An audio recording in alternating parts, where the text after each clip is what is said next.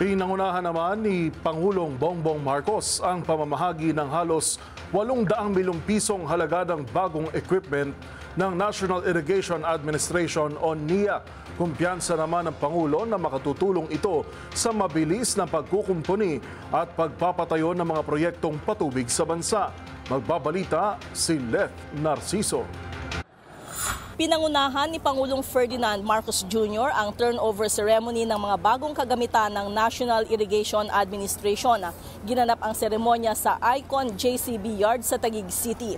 Aabot sa halos 800 milyong pisong halaga ng iba't ibang operations and maintenance equipment ang ipinamahagi sa field offices ng NIA sa buong bansa. Bahagi ito ng third tranche ng NIA Refleeting Program na kinabibilangan ng 229 units ng excavators, trailer trucks, dumpers at iba pang heavy equipment at mga sasakyan.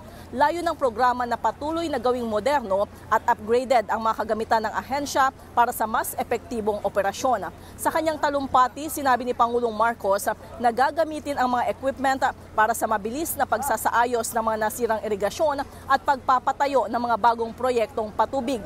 Umaasa ang Pangulo na makatutulong ito para sa mas magandang ani, magandang kalidad na produkto at mataas na kita ng mga magsasaka. Ating mga magsasaka, hindi namin matutumbasan ang inyong naging sakripisyo. Ngunit sa bawat programa na aming ginagawa para sa inyo, naway madama ninyo ang aming pagsuporta at pagpapahalaga sa lahat ng ating mga magsasaka. Para sa MBC TV Network News, ito si Leth Narciso, una sa Pilipinas, una sa Pilipino.